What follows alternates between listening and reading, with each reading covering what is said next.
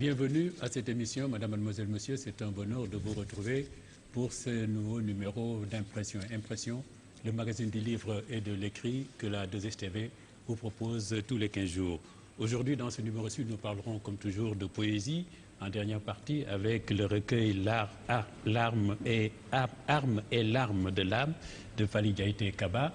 Ensuite, dans notre séquence note de lecture, nous vous présenterons un livre sur l'émigration, l'heure et l'heure de l'émigration, et puis une biographie du cardinal Théodore Adrien Sarr, écrite par le journaliste Marcel Mendy, et puis le dernier recueil de nouvelles de Nafi Adama Sow-Dieye, qui a pour titre Sari Nagara, nouvelle d'une autre vie. Et en première partie de cette émission Impression, comme toujours, nous allons parler d'un roman. Cette fois-ci, c'est le premier roman de Nafissatou Dia Diouf, La Maison des Épices.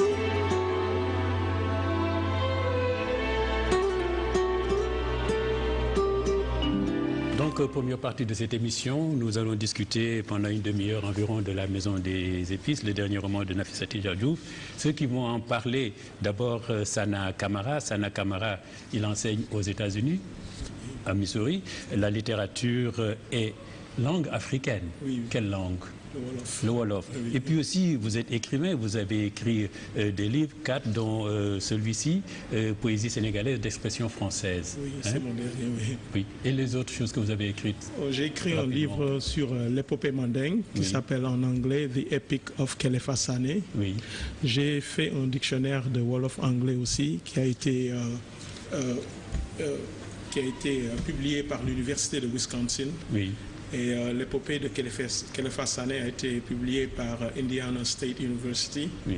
Ensuite, arrivé à Dakar, j'ai travaillé avec Seydou Nouringaï et il a publié mon livre Serigne Moussaka, Meloka Noureitef. Très bien. J'ai sur ce plateau des écrivains parce que Samba Ndiaye, qu'on appelle d'ailleurs Marron Glacé, est professeur de lettres classiques, mais il est l'auteur de ce bon recueil de poèmes, Les Marrons Glacés. Et puis Nafissatou Dia Diouf, on dit volontiers qu'elle fait partie des meilleurs écrivains de cette génération, oui, n'est-ce pas? Et alors vous avez écrit de la poésie, un recueil de nouvelles dont je me souviens très bien du titre, et vous venez seulement, vous avez écrit aussi vous avez fait des chroniques, vous avez même écrit un livre sur l'Internet destiné aux enfants, l'utilisation de l'Internet, de l'ordinateur précisément, mais le roman seulement après, maintenant. Pourquoi? Pourquoi pas Déjà, bonjour à tout le monde et merci de l'invitation. Je me considère comme un écrivain, je ne suis pas prisonnière d'un genre particulier. J'ai plusieurs amours.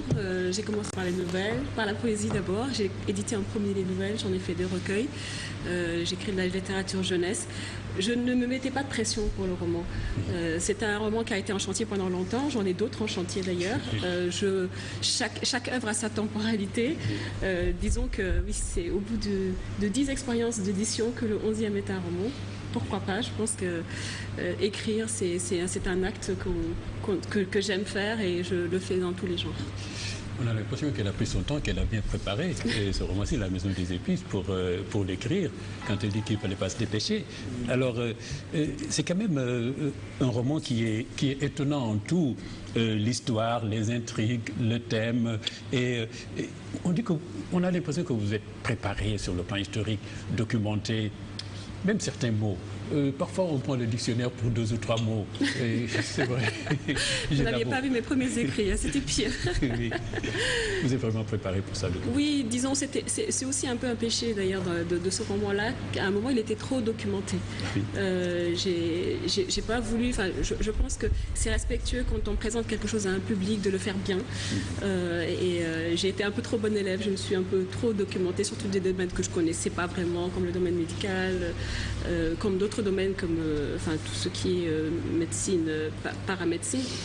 Et effectivement, ça m'a pris du temps et j'ai dû déconstruire après dans le roman. J'ai dû plus élaguer, plus romancer, plus laisser la part à l'imaginaire plutôt que le document. Oui. Alors, je vais vous donner la parole. Alors, quand je vous ai donné le roman, je vous ai appelé, vous me dites, je suis en train de m'en délecter. Bonjour Sada, bonjour madame, bonjour.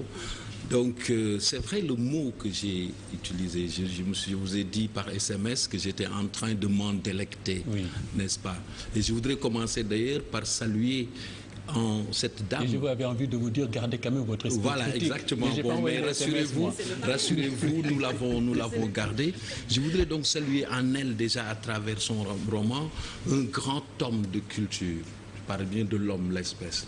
Parce que c'est vrai que ce roman a été écrit par une personne cultivée. C'est dommage qu'aujourd'hui la culture est ravalée à son cachet folklorique et tout le reste, et on a tendance à oublier qu'un homme de culture, c'est aussi et surtout un homme de savoir, un homme de connaissance. Et de ce point de vue, je crois que le roman est tout simplement admirable. Tantôt, on se croirait au niveau de la médecine, carrément, nous aurons le temps d'y revenir. Tantôt, on se croirait carrément dans un débat de philosophie, n'est-ce pas? Bref, les thèmes et les grands thèmes foisonnent.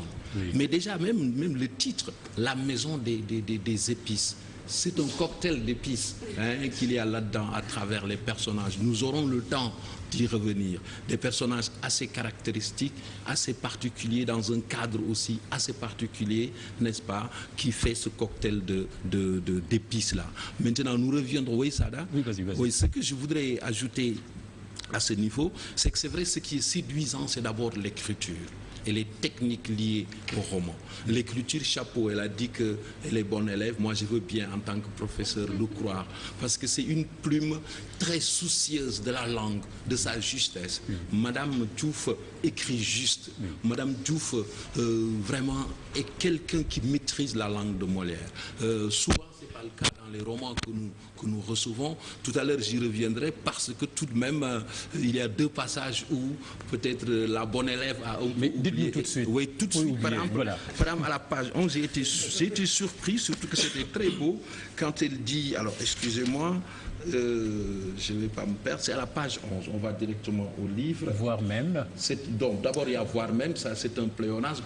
Pourtant, dans beaucoup d'autres lieux, vous avez utilisé voir correctement, mais deux fois, voire même vous échappe. Je suis même désolé de le signaler parce qu'il y a d'autres aspects qui m'intéressent dans le livre. Alors à la page 11, vous dites, et Dieu sait que c'était la seule certitude que j'ai. Dieu sait que c'était la seule concordance des temps. Voilà, donc c'était, voilà, exactement. Donc pour vous dire que sur près de 300 pages, tout cela. Maintenant, oui, ça je dis, mais il faut le dire parce que moi, tu m'as obligé à prendre le dictionnaire pour lire le livre. C'est vrai. Donc c'est très bien, il faut qu'on relève ces choses comme ça. Et puis ce que vous disiez sur les cocktails de mots, non seulement c'est vrai, on va chercher les mots, mais c'est de beaux mots qui rappellent que la langue de Molière est aussi une langue faite de beaux mots, des mots diamants, comme disait le poète. Camailleux, je l'apprends avec vous, le camailleux, n'est-ce pas, vert bleuté, c'est très beau. La calanque, les stalactites que je connaissais déjà. Vous nous parlez des jours de goguette, de l'équipage, de la coursive, de la voix de baryton. D'un point de vue de la langue, c'est sublime. En attendant de revenir sur les techniques même romanesques. Alors, il faut dire que la maison des épices, on a décidé qu'on va commencer pour parler des styles d'écriture parce que c'est ce qui frappe ceux qui lisent le roman. L'histoire, cette maison des épices, c'est une maison qui a été réhabilitée. Anciennement, les esclaves y transitaient apparemment. Absolument. Et puis cette maison est devenue une sorte d'hôpital, mais pas d'hôpital ordinaire. On y reçoit des malades qui viennent quand ils veulent, on les soigne.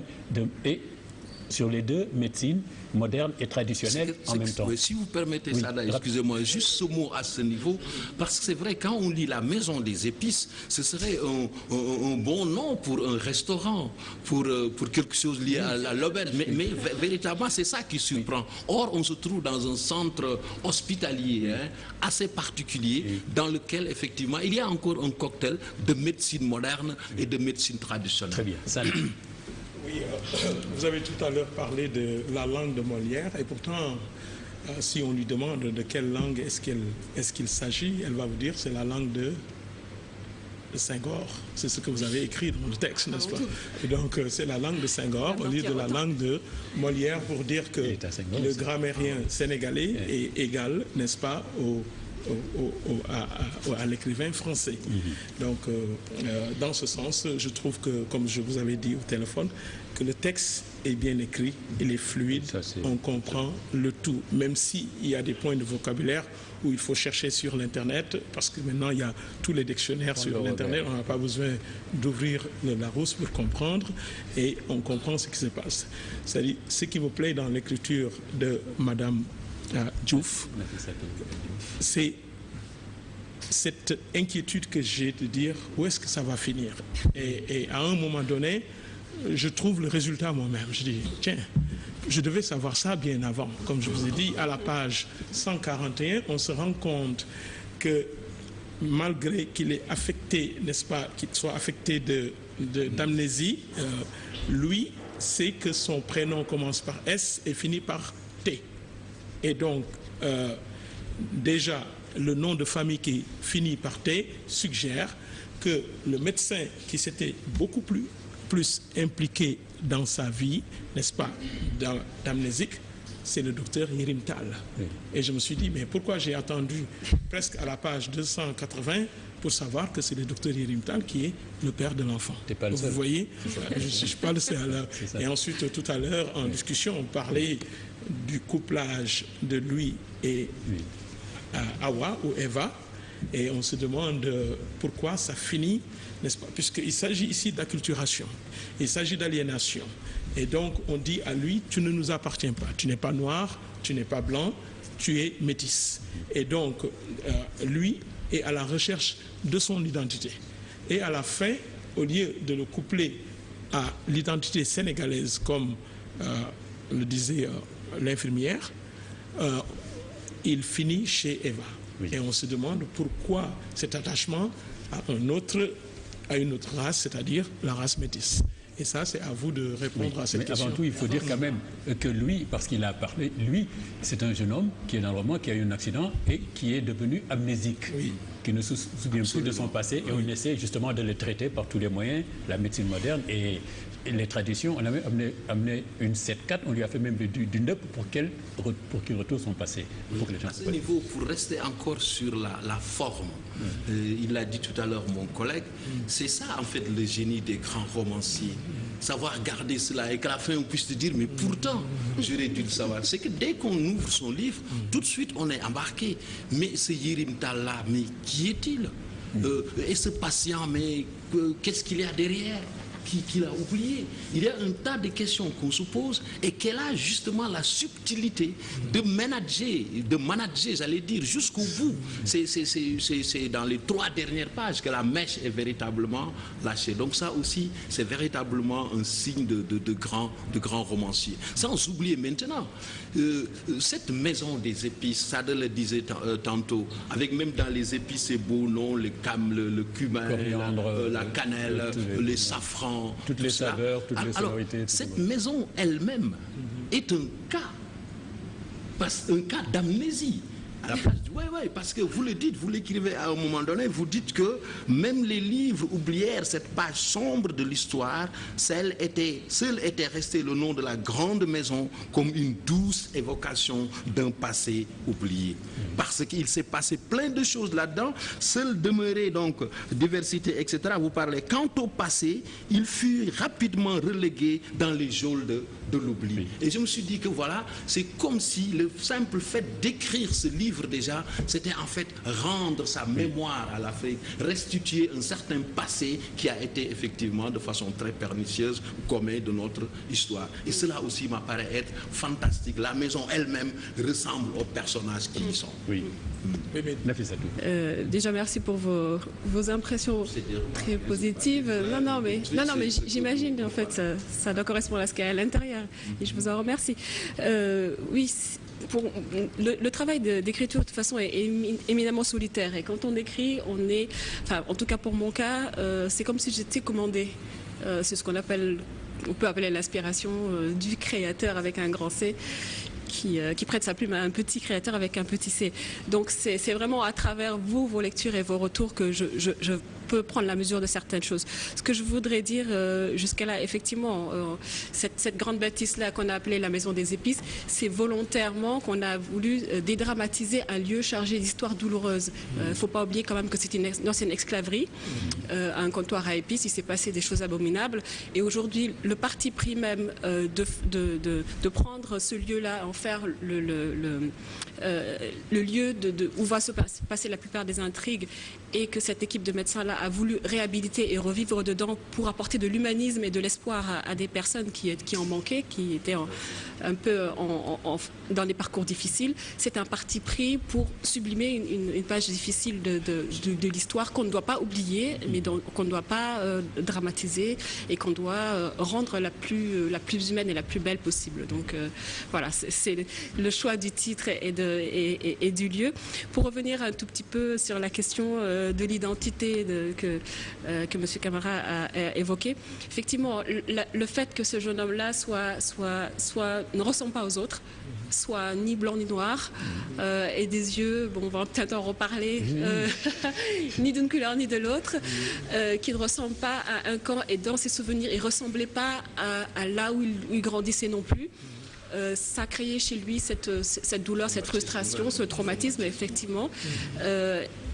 Et le fait de lui faire rencontrer quelque part son double derrière, à la fin, ce n'est pas forcément qu'il a choisi une ethnie ou une autre, ce n'est pas du tout ça, c'est qu'enfin il se reconnaît en quelqu'un qui lui ressemble, en qui il arrive à se projeter comme avec un miroir. Si vous voyez, en fait, il y a même cette allégorie du miroir, parce qu'il se voit à travers une vitre qu'il imaginait un miroir. En fait, ce n'est pas un miroir, c'était une baie vitrée, et c'est une personne avec qui il s'est senti pareil, sans ses doutes. Est-ce que je suis ceci ou est-ce que je suis cela, où il s'est senti lui-même. Oui, parce que la fille est métisse comme lui, et des yeux verrons, comme il écrit, un œil trempé de soleil et l'autre de mer. Je trouve la phrase belle. Parce qu'on lui faisait la remarque tout à l'heure, et c'est vrai qu'on a l'impression que cette partie est venue comme une sorte de greffe de dernière minute là-dessus. Parce que c'est vrai, hein, bon, pour un roman, ça peut être toujours cela, ça ouvre des perspectives, pourquoi il y est allé, et ça laisse les supputations, c'est déjà de l'épice là, à ce niveau. Mais on ne comprendra jamais ce jeune homme qui sort fraîchement de ce choc si profond, qui vient de découvrir son père derrière sa mère, ses sœurs, tout le monde est décédé et tout. Bon, son premier truc après, oui, c'est d'aller là-bas, dans la maison, dont lui avait parlé Ndeye Fili, justement, dans un passage. Vous lui dit qu'elle a précipité la fin. C'est ça. Pour moi, si j'ai d'ailleurs quelque chose vraiment qui m'a un peu dérangé, c'est cette fin-là. D'autant plus que d'ailleurs, tout à l'heure, vous le lui disiez, que Yérim Tal et docteur Aïssa, c'est vrai, on attendait un petit truc à ce niveau, mais de même que Ndeye Fili, parce que Ndeye Fili quand même commençait à avoir aussi des affinités avec lui, et c'est vrai que c'est elle qui finalement va faire la jonction avec lui. Bon, moi j'ai deux choses que je voudrais dire, hein, sur le colonel et sur le médecine. Après, je ne veux pas réagir dessus. Pas du tout, la fin n'est pas du tout bâclée. C'est peut-être une déformation de nouvelliste, parce que les nouvellistes aiment les fins abruptes, aiment les fins en point de suspension. Déjà une grande surprise, et ensuite un point de suspension, parce que d'ailleurs c'est vrai que sur ce plateau on n'était pas d'accord. Est-ce que c'est sa sœur? Est-ce que c'est la femme dont il est tombé amoureux? Je laisse ouvert au lecteur. Je veux que le lecteur se fasse son idée lui-même et que l'imagination le prolonge. Donc c'est à dessein qu'après ce choc terrible, où on ne sait pas, d'ailleurs il se promène sur la crête de la falaise, on ne sait pas s'il va se jeter sur la falaise ou est-ce qu'il va aller dans l'autre sens. Et c'est ce coup de foudre-là on va dire, qui lui fait penser que la vie mérite d'être vécue, que finalement il a trouvé son double, et que malgré son passé chargé et douloureux, il a choisi de vivre. Il suit la leçon du colonel. Voilà, il suit la leçon du colonel. Alors, on a déploré cette promesse d'amour entre les deux docteurs. Vraiment. Au moment où il a regardé la femme, il a trouvé désirable, mais rien ne s'est passé. Rien ne s'est passé. Rien ne s'est passé dans le livre, mais il n'empêche qu'on peut imaginer ce qu'on veut. Tous ont des problèmes de passé dans cette histoire. Que ce soit l'amnésique, c'est vrai, que ce soit Yérim Tal lui-même, on a l'impression qu'il veut oublier quelque chose. Au moment où il voyait, si vous permettez ça, c'est au niveau justement de la médecine. Parce qu'on l'a dit, dans cette maison des épices, il y a donc une sorte de symbiose entre la médecine moderne et la médecine traditionnelle. Ce n'est même pas médecine moderne et médecine traditionnelle, c'est médecine moderne plus médecine traditionnelle. Et il y a un réquisitoire sévère contre comment se fait la médecine, qui est devenue industrielle, une affaire d'argent, et qui rompt complètement avec le sermon d'Hippocrate, au point que le HHCV, on l'appelle hôpital des hypocrites du centre. Qui prend en charge le corps et ne prend pas l'âme comme la médecine traditionnelle. Ça, non, sur ce sujet-là. Oui, d'accord. J'oublie même ce que j'allais dire, puisque vous voulez parler du colonel. N'est-ce pas? On va en parler tout à l'heure. Oui, c'est le philosophe, il parle de tout. Oui, c'est le philosophe qui parle de l'enfer, du paradis. Oui. Donc, je pense qu'on dit que le philosophe, le colonel, c'est lui qui sauve lui. Mais je crois que lui savait tout de son identité. Il savait tout de son identité, c'est-à-dire ce qu'il ne voulait pas révéler. Vous savez, il y a des monologues intérieurs, n'est-ce pas, avec la première personne. C'est que s'il y avait cette décharge, parce que vous parlez du refoulé, de ce refoulement, et donc il essaie de refouler toutes les images qui viennent à lui, même s'il s'agit d'un puzzle. Et à ce niveau-là, si toutes les images sont concentrées dans son esprit, il risque d'exploser. Et donc lui-même, il ne voulait pas mourir, il ne voulait pas exploser. Mais il connaissait en même temps son père, ce qu'il ne voulait pas de lui. Moi, je pense qu'il connaissait son père. C'est à la fin que je me suis rendu compte, parce que le père a été patient. Combien de temps est-il resté à attendre que lui vienne à lui pour lui dire « Papa, il a fallu 2 ans ». Et c'est à ce moment même que Madame Ndao, Docteur Assandao, il lui a dit, bon, maintenant c'est le moment de lui dire. C'est-à-dire c'est le moment d'éclater l'œuf afin qu'il y ait, par exemple, une confession. Et c'est à ce même moment qu'il a dit papa. Mais dans les monologues, on voit déjà le fil conducteur qui nous mène vers cette identification de soi.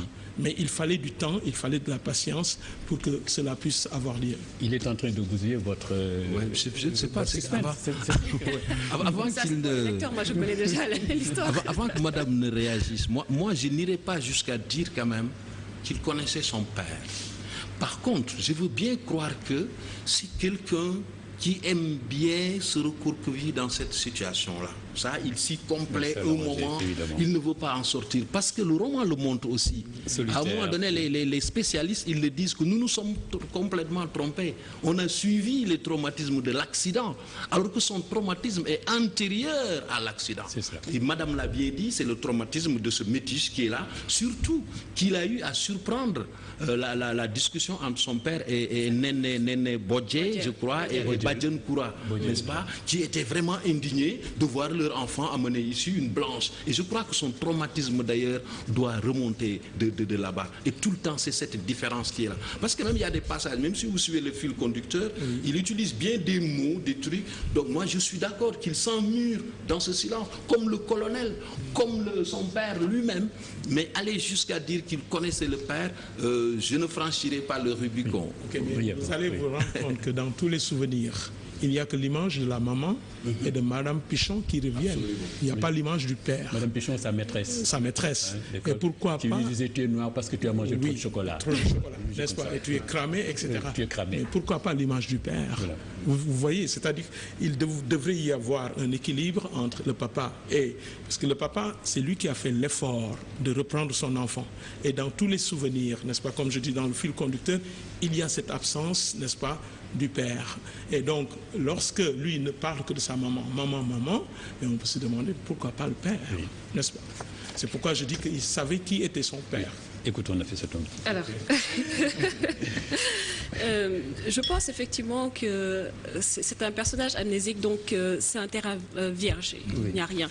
Et les bribes de souvenirs, c'est déjà des bribes qui commencent à se poser et à bâtir un édifice. Effectivement, le père était là sans être là, parce que le père était là, je suis désolée pour le suspense, mais en la personne de son médecin traitant.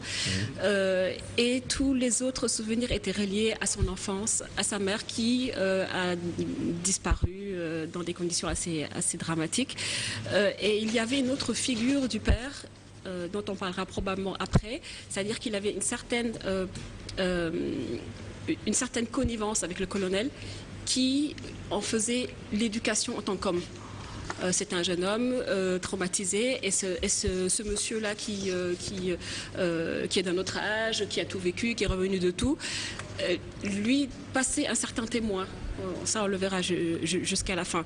Donc, oui et non, je ne pourrais pas dire oui qu'il savait que c'était son père, non, il ne savait pas que c'était son père, mais dans son refoulement, il avait refoulé, y compris ces parties douloureuses de son histoire. Et en présence, il avait son père à côté de lui, sans reconnaître que c'est son père, et avec une certaine agressivité d'ailleurs vis-à-vis de lui, voilà, un certain refus de la main tendue par ce père qui lui-même était quelqu'un de traumatisé, disons-le. Il a son fils qui entre la vie et la mort, il a une partie de sa famille. Mais dites-moi, parlons un peu parce qu'il nous reste le colonel, le fou colonel, qui est philosophe, qui parle de la mort, du bonheur, du paradis de l'homme, et qui dit la vie est une quête sans fin et sans repos. Alors lui, vous lui faites jouer apparemment le rôle comme faire l'initiation de lui, ce garçon qui est amnésique, qui a perdu sa mémoire. Il l'initie vraiment à la philosophie, comment atteindre le bonheur, il lui parle de la vie. Tout à fait. En fait, le colonel est un personnage assez obscur.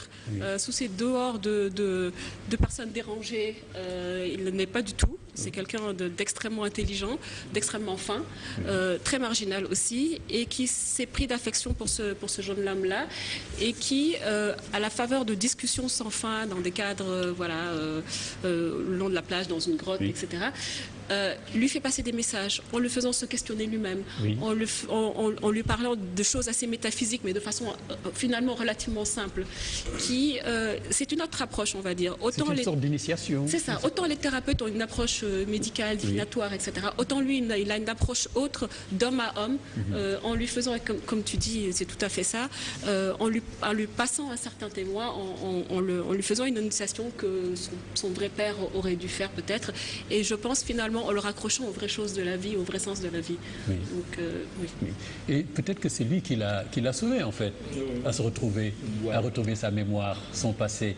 Peut-être que c'est en fait le colonel, parce que cette maison, il y avait plein de fous. Il y avait ce John qui était en Angleterre, c'est une maison de fous. Il y a Jojo, bon, il y a des tas de personnes. Moi, les épices qu'il y a dans le livre, parce que chaque personnage est comme une sorte d'épice. Mais le colonel, justement, parce que le colonel lui-même, il a un problème par rapport à son passé.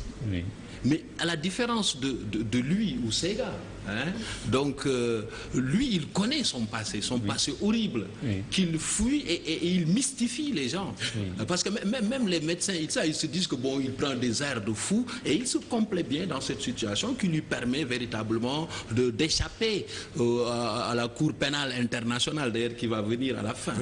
Mais surtout, c'est à partir de cela que j'aime bien sa théorie sur le bonheur. C'est vrai, à la limite, il est un peu cynique, parce que lui, il dit que tu t'attends au pire et après, tu es sûr que bon, tu es véritablement heureux. Donc, je crois que c'est ça, ce partage qu'il a avec lui.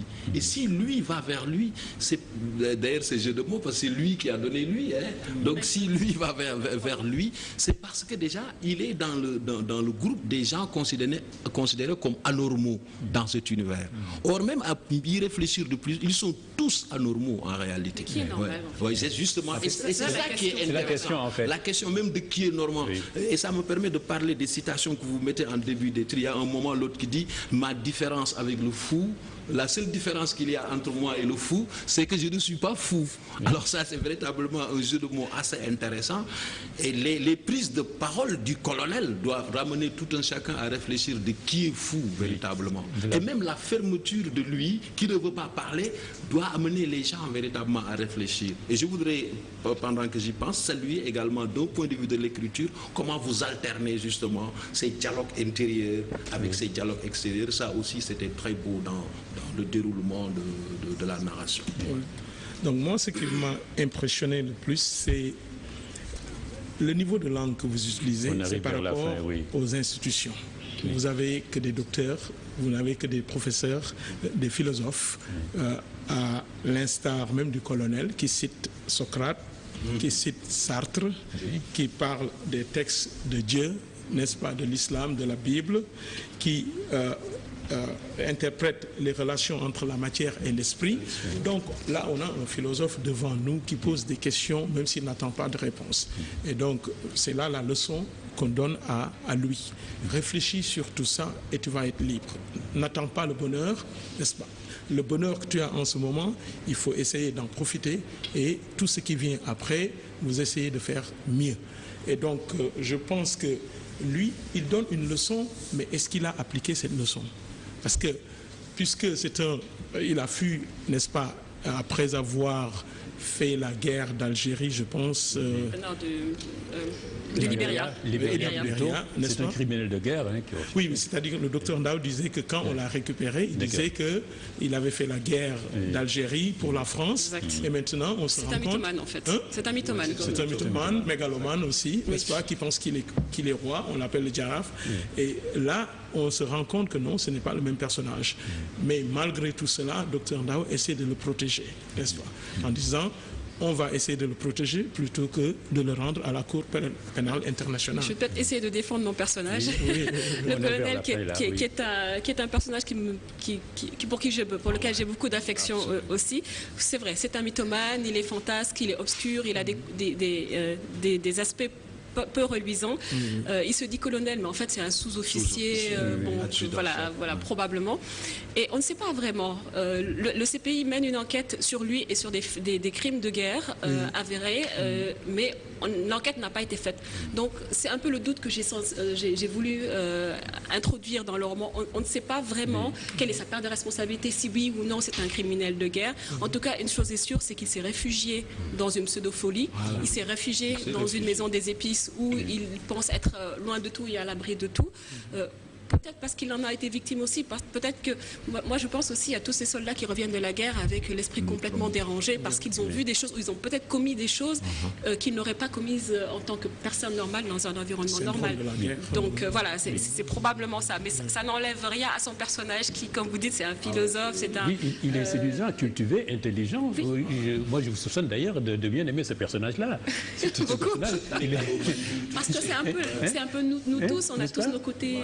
nos côtés sombres peut-être, voilà, qui est normal, ça revient à la question qu'on s'est posée tout à l'heure. Un peu comme on résume un peu à la 4e de couverture, c'est un peu que les gens vont réfléchir sur la vie pour repartir, quoi. C'est un peu le message de ce roman-là. Tout à fait, faire table rase et d'ailleurs, il le dit dans une belle formule quand il dit la vie, ça se vit, ça ne se subit pas.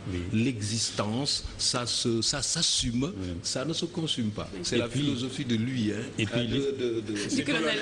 C'est bien rimé. Et puis de l'histoire, moi j'aime bien que évidemment, vous racontez les pages d'histoire, c'est des détails, mais enfin, l'histoire d'introduction du Bougainvilliers, même ça, vous le soulignez, tout ça, c'est des pages d'histoire. Comment Louis-Antoine de Bougainville a introduit le Bougainvilliers, ça aussi, c'est bon de le savoir quand on lit ce livre-là. On apprend beaucoup de choses.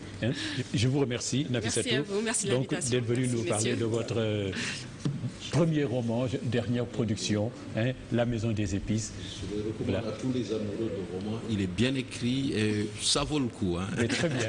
Je vous demande d'éviter l'usage de l'imparfait du subjonctif. C'est comme si vous cherchiez à montrer aux gens que vous savez votre grammaire. Alors que ce n'est pas nécessaire. Sûrement qu'elle connaît la grammaire, non? D'accord, c'est ma liberté d'écrivain aussi. Voilà.